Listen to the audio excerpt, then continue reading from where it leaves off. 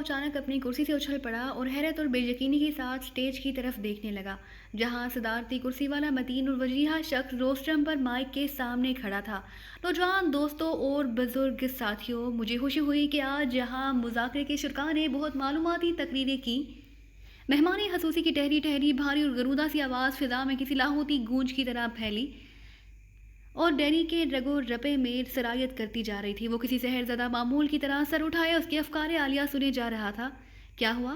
کیا بات ہے تنویر صاحب؟ اس کی بشیرے کی کیفیت اچانک بدل جانے پر غزالہ بوکھلا گئی۔ اس کی ترنم ریز آواز ڈینی کو بہت دور سے آتی محسوس ہوئی۔ وہ پھریری لے کر پھیکے پن سے مسکرا دیا۔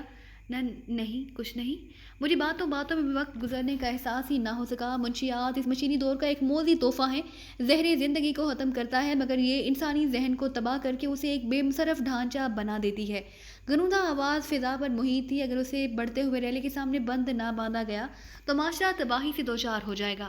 ڈینی نے کرسی چھوڑ دی۔ ہیجان کی شدت سے اس کا حلق سوکھنے لگا۔ وہ زبان ترک کرنے کے لیے بے چین تھا۔ وہ روشنیوں سے بچتا ہوا پنڈال سے باہر آ گیا۔ غزالہ اور عابدہ اس کے پیچھے پیچھے تھی۔ ڈینی کو یقین نہیں آ رہا تھا کہ جس آواز نے برسوں سے اسے اپنا قیدی بنایا ہوا تھا وہ یوں سرعام فضا میں گونج رہی تھی۔ کیمپس کے ہاسٹلوں میں عجیب اضطراب کی سی کیفیت آ رہی تھی۔ جو طلباء محض پڑھنے کی خاطر وہاں مقیم تھے ان کے لیے تو خیر سب کچھ معمول کے مطابق ہی تھا، مگر ایسے لوگ اکثریت میں ہونے کے باوجود معاشرتی زندگی میں اتنے سرگرم نہیں تھے۔ ہاسٹل کی رونق مردان خان، عبدالوہاب جبار، نور السعید اور طلحہ جیسے لوگوں کے دم سے تھی، جو نصابی مرحلوں سے ذرا پرہیز ہی کرتے تھے، مگر غیر نصابی سرگرمیوں اور دوسروں کی پگڑیاں اچھالنے میں پیش رہتے تھے۔ وہ لوگ مختلف علاقوں بلکہ ملکوں سے تعلق رکھتے تھے، مگر ان میں ایک شوق مشترک تھا جس نے انہیں سارے امتیازات بھلا کر شہر و شکر ہونے پر مجبور کر دیا تھا۔ وہ اکثر رات گئے بھی ایک دوسرے کے دروازوں پر دستک دیتے یا وہاں سے برآمد ہوتے نظر آتے تھے، کیونکہ ان کا نشہ مشترک تھا، جو سستا ہونے کے ساتھ ہی کارگر بھی تھا۔ بس ذرا آنکھیں ہی سرخ ہوتی تھی، ورنہ طاقت، ہمت اور جرأت کے سارے سوئے ہوئے ایک ساتھ بہ نکلتے تھے۔ جو جس دھن میں لگ جاتا لگا ہی رہتا۔ محبت کا ذکر آتا تو آوازوں میں رکت طاری ہو جاتی، دلربا نازنینوں کے نام لیتے ہوئے آنکھوں کے گوشے نم ناک ہو جاتے، اور ایسے میں اگر کسی کے منہ سے کوئی تلخ بات نکل جاتی تو وہ ہڑبونگ اور مار دھاڑ مچتی کہ وارڈن کی دھمکی کے بغیر ہنگامہ فر ہی نہ ہوتا۔ مگر رات گئی بات گئی کہ مصداق اگلی صبح وہ پھر اکٹھے ہوتے۔ ایک دوسرے کا تھوڑا بہت خون بہا لینے کے باوجود بھی ان کی آپس کی محبت میں کوئی یقی نہیں آتی تھی۔ اس وقت بھی وہ سب ہاسٹل سے باہر ایک لان میں موجود تھے۔ سبھی تھکے تھکے، مزمحل اور اداس نظر آ رہے تھے۔ سارا شہر رو رہا ہے۔ مردان خان جھلائے ہوئے لہجے میں بولا، پتہ نہیں سالی کہاں غائب ہوگی۔ کل سارے شہر کے دھکے کھانے کے بعد لسبیلا سے 4 گنے داموں پر ایک پوا لایا تھا جو اڑ گیا۔ سمجھ میں نہیں آتا کہ کیسے گزارا ہوگا۔ وہ ٹیکسی بھی شہر میں کہیں نظر نہیں آتی۔ جبار نے پوچھا، تم تو آج بھی گئے تھے؟ گیا تھا مگر جھاڑ جھونک کر آ گیا۔ مردان خان برا سا منہ بنا کر بولا، ٹیکسی نظر آ جاتی تو ڈرائیور ہی کی گردن پر سوار ہو کر تھوڑی بہت لے لیتا۔ للی بیچاری بھی تڑپ رہی ہے۔ عبدالوہاب ٹھنڈا سانس لے کر بولا، تھوڑی دور چلتی ہے تو ٹانگیں کانپنے لگتی ہیں اور آنکھوں کے سامنے دھندلاہٹ سی ناچ جاتی ہے۔ ہائے، مجھے تو اس کا غم کھائے جا رہا ہے۔ لان پر 2-3 زہریلے کہکہے ابھرے، مگر ان میں زندگی نام کو نہیں تھی۔ کھوکھلے اور بیزار سے کہکہے جیسے خوشی سے محرومی کے بعد مایوس ہو کر وہ زندگی کی ہر حقیقت کا مضحکہ اڑانے پر تل گئے ہوں۔ اب تو کیمپس کے زیر تعمیر حصوں میں بھی جانے کی پابندی لگ گئی ہے، پھر کیسے دوستی چل رہی ہے؟ اس کے ساتھ عدنان نے معنی خیز لہجے میں کہا، اس کا پیچھا چھوڑ دو پیارے، وہ بیک وقت 3-4 کو الو بنا رہی ہے، مقابلہ کراتی ہے اپنے چاہنے والوں میں اور سب سے تحفے بٹورتی رہتی ہے۔ ختم کرو یہ بکواس، نور السعید اکتائے ہوئے لہجے میں بولا۔ وہ ارونی طالب علم تھا، 4 برسیں یونیورسٹی میں پڑھ رہا تھا، مگر ماسٹر کی ڈگری اب بھی ایک خواب بنی ہوئی تھی۔ خود رو سمجھ لیتا تھا لیکن بولنے پر قادر نہیں تھا۔ یہ سوچو کہ اب کیا ہوگا، مینڈرکس ٹرائی کی جائے۔ کسی نے تجویز پیش کی اور سب کے سب چونک گئے۔ ان کی یہ بحث و تمہیز کی گزشتہ کئی دنوں سے یوں ہی چل رہی تھی۔ چرس کی نایابی پر وہ دوسرے نشوں کے بارے میں بھی تبادلہ خیال کرتے رہے تھے، مگر کہیں متفق نہ ہو رہے تھے۔ ان دنوں شراب کا حصول سب سے آسان تھا، مگر وہ ایک مہنگا نشہ تھا۔ ایک آدھ بار تو اس کی عیاشی کی جا سکتی تھی، مگر لیکن روز شراب پینے کا وہ تصور بھی نہیں کر سکتے تھے۔ اس میں اور بھی کئی خرابیاں تھیں، اسے یاد رکھنا چھپانا دشوار تھا۔ پینے کے لیے ایسی جگہ ضروری تھی جہاں فکر مندی سے البتہ گلاس تیار کر کے ایک گھونٹ میں حالی کیے جائیں۔ اس کی خوشبو بھی ایک بڑا مسئلہ تھی جسے ساتھیوں تک سے نہیں چھپایا جا سکتا تھا۔ اگر کبھی اچانک وارڈن وغیرہ سے سامنا ہو جاتا تو محض بو کی وجہ سے پکڑے جانے کا خطرہ تھا، جس کا انجام جامع سے 2-3 برس کے لیے ہراج سے کم پر ہرگز نہ ہوتا، جبکہ چرس سستی، سدا بہار اور استعمال میں نہایت آسان تھی۔ सुलगाए बगैर एक आम आदमी के लिए बेबू थी। जब उसकी फरावानी थी तो वो डंके की चोट आम सिगरेटों के साथ चर्स भरी हुई मगर सिगरेटें भी जेबों में लिए फिरते थे और किसी को शोभा नहीं होता था। फिर जब मूड हुआ हजूम से कटकर किसी गोशे या मैदान में हो लिए दिया सिलाई का शोला लिपका और गहरे हयात आफरी सुकून की लहरें सिगरेट सुलगाते हुए सिरे से निकलने वाले बल खाते हुए सुरमई धुएं में अंगड़ाइयां लेने लगती। जली हुई चर्च की बू हवा के झोंकों में जल्द ही तहलील हो जाती थी। ऐसे में अगर कोई अचानक आ जाता तो सिगरेट बुझाई और मैदान साफ। स्कूटर की चाबी दो मुझे, नूरुल सईदी ने उठते हुए अब्दुल वहाब से कहा। कहाँ जा रहे हो? उसने घास पर लेटे लेटे टांगे पिसार कर पतलून की जेब में हाथ डालते हुए सवाल किया। लल्ली के पास। मर्दान खान ने लल्ली का नाम खींचकर कहा और फिजा में बेइख्तियार कहके गुनगुना उठे। ज़रा स्टैंड तक चक्कर मार कर आता हूँ। नूरुल सईदी ने अब्दुल वहाब से चाबी लेते हुए कहा। शायद आज वो आ ही जाए। मुश्किल है। तलहा ने अपनी रिस्ट वॉच पर निगाह डालते हुए मायूसाना लहजे में कहा। 8 बज रहे हैं, अब क्या आएगा? लेकिन तलहा का तबसरा नूरुल सईदी को ना रोक सका। वो स्कूटर की चाबी घुमाता हॉस्टल की तरफ चल दिया जहाँ गाड़ियाँ पार्क रहती थी। वो पॉइंट पर पहुंचा तो वहाँ शहर जाने वाली आखिरी बस अपने चंद मुसाफिरों समेत रवानगी के लिए तैयार थी। उसके सवा दूर तक किसी सोलरी सवारी का नामो निशान तक नहीं था। उसकी मायूसी में मजीद इजाफा हुआ मगर वापस लौटने की बजाय उसने मामले की पूरी तफ्तीश की ठान ली। उसे मालूम था कि टैक्सी ड्राइवर जामिया के एक माली का वफाकार था और जब भी उधर आता माली से ज़रूर मिलता था। लिहाजा उसने स्कूटर का रुख उसकी तरफ कर दिया जहाँ दर्जा चहारम के मुलाजमीन के क्वार्टर बने हुए थे। चंद ही मिनट में वो क्वार्टरों के दरमियान पहुंच गया लेकिन फिर खुद ही चकरा कर रह गया। चर्च के बगैर शायद उसका जहन भी नाकारा हो चला था।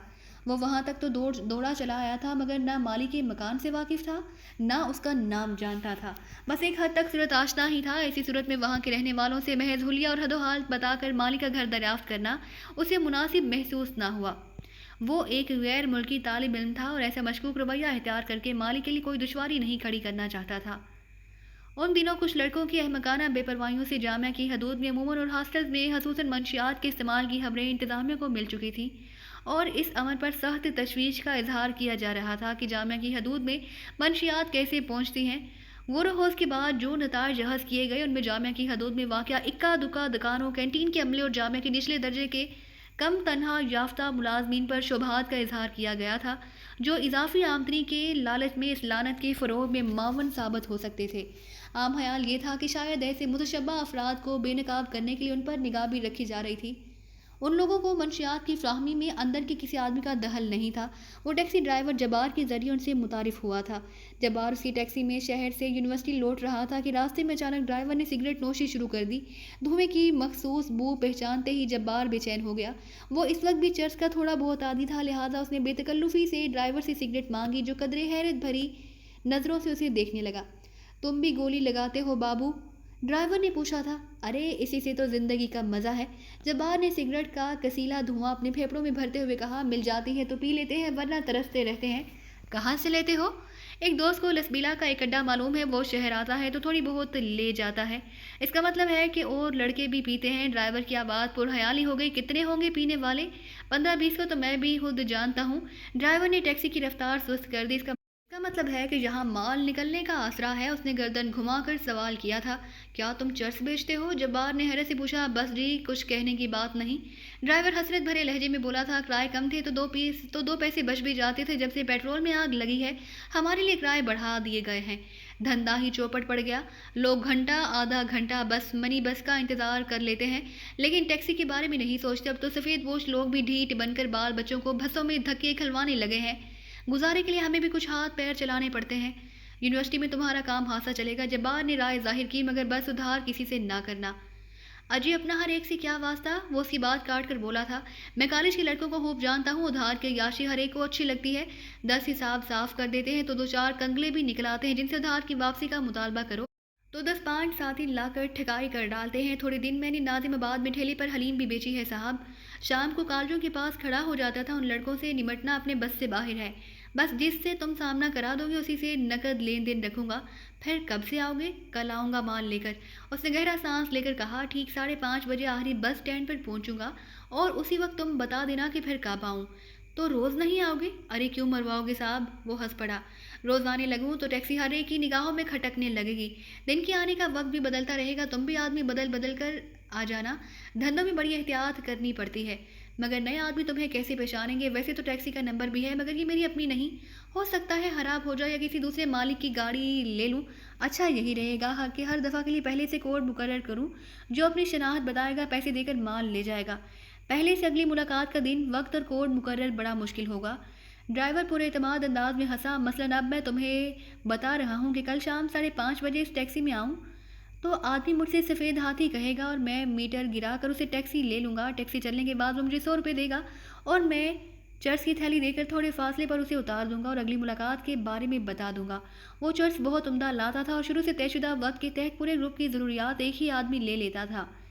उसके बाद वो सभी हर बार एक नए कोड के साथ इस ड्राइवर को मिल चुके थे। उसके आने का वक्त भी बदलता रहा था, लेकिन सुबह 10 बजे से शाम और शाम 6 बजे के बाद नहीं आता था।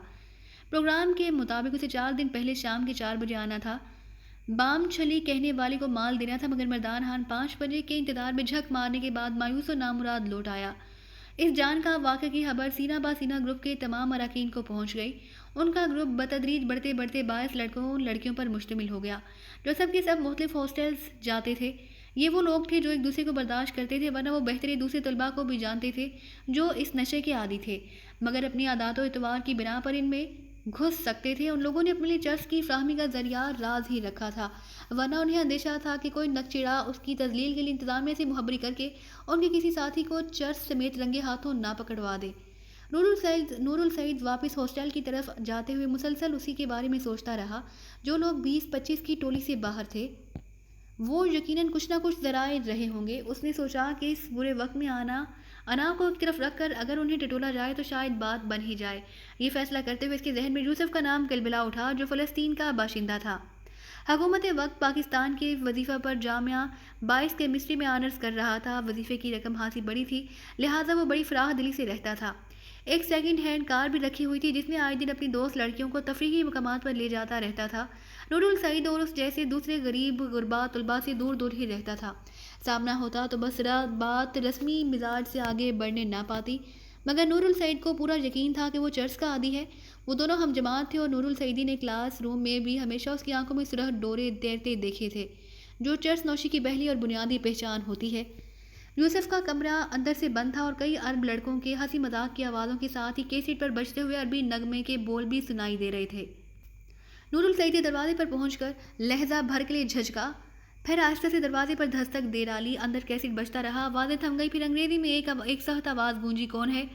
मैं नूरुल सईद हूँ। वो अरबी में बोला, ज़रा एक ज़रूरी काम है तुमसे।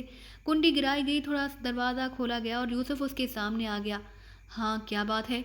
उसकी सांसों में डराई जिनकी धीमी सी मगर वाज़े बू महसूस हुई थी। अंदर बातें दोबारा शुरू हो चुकी थी। दरवाजे की झुरी में से नूरुल सईद को किसी के हाथ थामे हुए एक बेहुदा अंग्रेज़ी रसाले की तस्वीर नजर आई।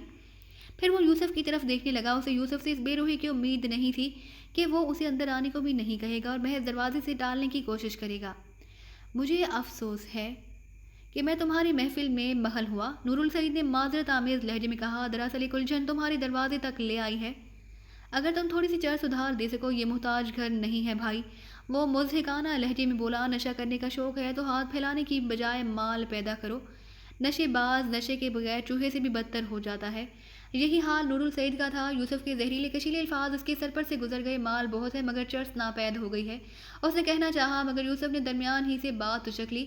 हमारे पास होती तो जिन ना पी रहे होते। यूसुफ ने खुश्क लहजे में कहा, मुझे अफसोस है कि मैं तुम्हारी झोली में कुछ ना डाल सकूंगा। ये कहकर उसने नूरुल सईद की दवानी का इंतजार किए बगैर दरवाज़ा बंद करके बोल्ट चढ़ा दिया।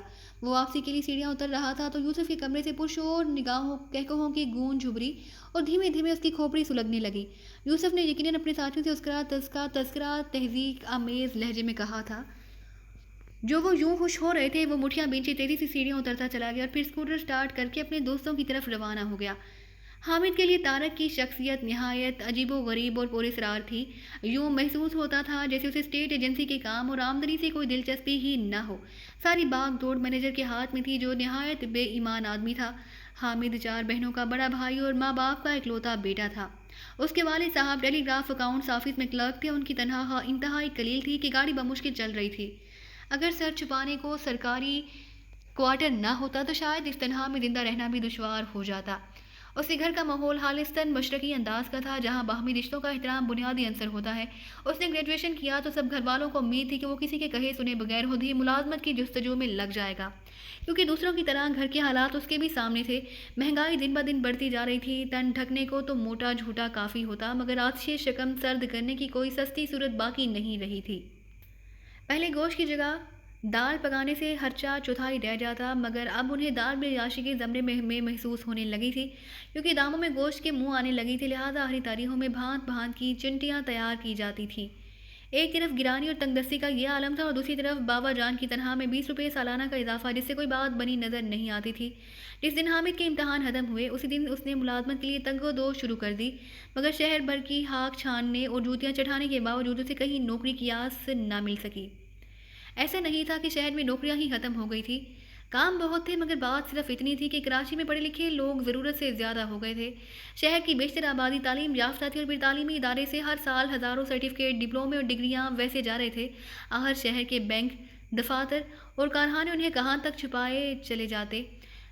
ہاں، جاہلوں کا اس شہر حرافات میں قہر تھا تو ان کے لیے بڑے کام تھے، جنہیں کوئی پڑھا لکھا اپنانے کو تیار نہیں تھا۔ فروٹ یا سبزی کا ٹھیلا، پان کا وانچا، مال کا لادنا اتارنا، پتھر توڑنا، سڑکیں کھودنا، ہر طرف کام ہی کام بکھرے ہوئے تھے، جو حامد کے کسی کام کے نہ تھے۔ تنگ آ کر اس نے تدریس کے شعبے میں مقدر آزمانا چاہا تو خود کو لاچار پایا۔ زیادہ جدوجہد کی تو اپنی قیمت کا اندازہ ہوا کہ 300-400 روپے میں کسی نجی اسکول میں پرائمری کے بچوں کی استادی مل سکے گی۔ سارے زور آزمانے کے بعد اس نے فیصلہ کر لیا کہ وہ کم از کم ماسٹر کی ڈگری ضرور حاصل کرے گا، تاکہ کم از کم لیکچرز کے طور پر اپنی عملی زندگی کی باعزت ابتدا کر سکے۔ 300-400 روپے تو وہ کسی اور طرح بھی کما لے گا۔ جو اس وقتی ملازمت کی تلاش میں وہ اس دفتر میں پہنچا تھا، خوش قسمتی سے اس دن طارق خود موجود تھا۔ مینیجر کو اپنی مطلق العنان بادشاہی میں کسی کا دخل گوارا نہیں تھا، لیکن مالک کے سامنے وہ مجبور تھا۔ طارق نے اسے 300 روپے ماہانہ پر ملازم رکھ لیا۔ اسے شام 6 بجے سے 8 بجے تک ایجنسی جا کر کچھ اندرجات کرنے ہوتے تھے۔ رفتہ رفتہ اس نے ایجنسی کے ٹائپ رائٹر پر قدرے مہارت حاصل کر لی، تو کرائے نامے، رسیدیں، فروخت کے معاہدے اور دوسری دستاویزات بھی ٹائپ کرنے لگا۔ ایک روز طارق نے اسے ٹائپ کرتے دیکھا تو خوش ہو کر بیک جنبش آبرو اس کی تنخواہ 500 تک پہنچا دی۔ وقت گزرنے کے ساتھ حامد پر مینیجر کی بے ایمانیاں ظاہر ہونے لگی۔ دلالی کوئی رسیدی کاروبار تو تھا نہیں جس کا ریکارڈ رہتا۔ مینیجر بیشتر سودے بالا ہی بالا نمٹا کر کمیشن ہضم کر جاتا، اور صرف اسی قدر کام کا اندراج کرتا کہ دفتر کے اخراجات نکلنے کے بعد 1200 روپے مالک کو بھی پہنچتے رہیں۔ ابتدا میں حامد نے اس بے ایمانی کی شکایت کرنے کا ارادہ کیا، مگر طارق کی عدم دلچسپی کو دیکھتے ہوئے خاموش ہی رہا۔ وہ کسی پیچیدگی پر پڑھ کر اس صاف ستھری روزی کو گنوانا نہیں چاہتا تھا، جس کی وجہ سے اسی گھر میں نمایاں تبدیلیاں رونما ہونے لگی تھیں۔ طارق اس دن کئی ہفتوں بعد دفتر آیا تھا، اور گاڑی سے اتر کر سیدھا اندرونی دفتر چلا گیا، جہاں سفید میز کے پیچھے گھومنے والی کرسی پر مینیجر بیٹھا اپنے حواریوں سے گپ شپ لڑاتا رہتا تھا۔ طارق کے اندر جاتے ہی 3 آدمی باہر نکلے اور کاغذات بغلوں میں دبائے وہاں سے روانہ ہو گئے۔ چند ثانیوں بعد مینیجر بھی باہر آ گیا۔ اس کے چہرے سے ناگواری کا اظہار ہو رہا تھا۔ جاؤ صاحب، تمہیں بلا رہے ہیں، اس نے منہ بنا کر کہا۔ حامد نے خوشگوار حیرت کے ساتھ اپنی کرسی چھوڑ دی۔ اندرونی کمرے کی طرف بڑھتے بڑھتے حامد نے پلٹ کر دیکھا اور حیران رہ گیا۔ مینیجر شیشے کے دروازے سے سڑک کا منظر دیکھتے ہوئے سگریٹ سلگانے میں مصروف تھا، جس کا مطلب تھا کہ مینیجر کو باہر روک کر طارق نے اسے تہلیے میں اندر بلایا تھا۔ حامد کا دل تیزی کے ساتھ دھڑکنے لگا۔ اسے چھوٹتے ہی بات ملی کہ طارق شاید اپنے مینیجر کی جانب سے شک میں مبتلا ہو گیا، اور اپنی رائے کی تائید یا تردید کے لیے اس سے اکیلے میں بات کرنا چاہتا ہے۔ اس کے اندر داخل ہونے پر طارق نے اسے دروازہ بند کرنے کا کہا تو حامد کا گمان یقین میں بدل گیا، اور وہ دونوں ہاتھ پشت پر باندھ کر مؤدبانہ انداز میں میز کے سامنے جا کھڑا ہوا۔ بیٹھ جاؤ، طارق نے کرسی کو قدرے جھلاتے ہوئے انداز میں کہا، اور حامد نے شکریہ ادا کر کے کرسی سنبھال لی۔ اس کا دل اس وقت کنپٹیوں میں دھڑک رہا تھا، اور طارق کی تجربہ نگاہیں اس کے چہرے پر مرکوز تھیں۔ تم محنتی اور ایماندار آدمی ہو حامد۔ چند ثانیے کے گزرنے کے بعد اس نے کہنا شروع کیا۔ پہلے دن کے انٹرویو میں تم نے اپنی ذمہ داریوں کے بارے میں مجھے کھل کر سب کچھ بتا دیا تھا، جن سے مجھے بے حد خوشی ہوئی، اور شاید یہ تمہارے گھریلو حالات اس واقفیت کا ہی نتیجہ ہے کہ میں مسلسل تمہاری آمدنی بڑھانے کا سوچ رہا ہوں۔ میں آپ کا ممنون ہوں سر، کیا آپ مجھ پر اتنے مہربان ہیں؟ حامد نے تشکر آمیز لہجے میں کہا، ورنہ کون اپنے ملازمین کے لیے اتنا فکر مند ہوتا ہے؟ جبکہ میں شاید اپنے فرائض میں کوتاہی کا مرتکب ہوتا رہا ہوں۔ وہ تھوڑا سا جذباتی ہونے لگا۔ میں سمجھا نہیں کہ تم کیا کہنا چاہ رہے ہو؟ طارق نے حیرت سے پیشانی پر بل ڈال کر سوال کیا۔ مینیجر صاحب، اس دفتر اور اپنے منصب کا طارق نے اسے ٹوک کر خاموش کر دیا اور سنجیدگی سے بولا، تمہاری ہر طرح تمہاری ہی طرح وہ بھی محنتی ہے مگر بے ایمان ہے۔ میں نے اسے 800 پر ملازم رکھا تھا اور آج بھی اس کی یہی تنہا ہے، جبکہ تم 2-3 گھنٹوں کے لیے یہاں آ کر 500 کما لیتے ہو۔ میں اس بات کا قائل ہوں کہ جو جس کے مقدر میں ہے اسے مل کر رہتا ہے۔ وہ ایماندار ہوتا تو آج میں اسے 2,500-3,000 دے رہا ہوتا، مگر وہ یہی رقم میری لا علمی میں اڑا رہا ہے۔ میری چشم پوشی کی وجہ یہی ہے، میرے دوسرے کام میں ہے، میں یہاں زیادہ وقت نہیں دے سکتا۔ وہ میرا دیکھا بھالا آدمی ہے، میرے لیے یہی کافی ہے کہ یہ ادارہ قائم ہے اور اپنے اخراجات کے علاوہ کچھ نہ کچھ دے ہی رہا ہے۔ جی یہ تو درست ہے، حامد نے مروب ہو کر کہا۔ طارق کی سوچ بہت ستھری، صاف ستھری اور منطقی محسوس ہوئی تھی اسے۔ مگر تم نوجوان آدمی ہو، طارق پھر کہنے لگا، تم پر اپنے گھر کی باقی ذمہ داریاں ہیں جن کے بوجھ تلے تمہاری ذات دب کر رہ گئی ہے، ورنہ تمہارے بھی بہت سے خواب ہوں گے، آرزویں ہوں گی جن کی تم تکمیل چاہتے ہو، مگر پیسے کے بغیر یہ محال ہے۔ آپ نے میرا ایک بڑا بوجھ ہلکا کیا ہے سر، حامد نے تشکر آمیز لہجے میں کہا۔ آپ کے یہاں آنے سے قبل میں نے گریجویشن کی بنیاد پر شہر بھر میں کل وقتی ملازمت حاصل کرنے کے لیے جوتیاں چڑھائیں، لیکن کہیں بات نہ بن سکی۔ اب خدا کا شکر ہے کہ یہاں سے ملنے والے 500 روپے میں سے اپنے تعلیمی اخراجات نکال کر اپنے گھر والوں کا ہاتھ ہاتھ بٹا رہا ہوں، ورنہ میرے لیے تو زندہ رہنا بھی دشوار ہو جاتا۔ 500 روپے؟ طارق نے میز پر جھکتے ہوئے دہرایا۔ تم کب تک اس پر گزارا کر سکو گے؟ تمہاری محنت اور ایمانداری کو دیکھتے ہوئے شاید میں اگلے برسوں میں 200-400 اور بڑھا دوں، لیکن یہ آمدنی تمہاری امنگوں کا ساتھ نہ دے سکے گی۔ میں تو خیر جاہل آدمی ہوں، تم پڑھے لکھے ہو، اچھی طرح جانتے ہوگے کہ افراط زر کیا ہے۔ پیسے کی قدر و قیمت دن بدن تیزی سے گھٹتی جا رہی ہے۔ جو کام کل سینکڑوں میں ہو جاتی تھی آج اس کے لیے ہزاروں روپے درکار ہیں، اور یہ سلسلہ بس چلے ہی جا رہا ہے۔ پتہ نہیں اس کا اختتام کہاں اور کیسے ہوگا۔ حامد خوش ہو رہا تھا، طارق کی ہر بات اس کے دل کو لگ رہی تھی، اس کی دکھتی رگوں کو چھیڑ رہی تھی۔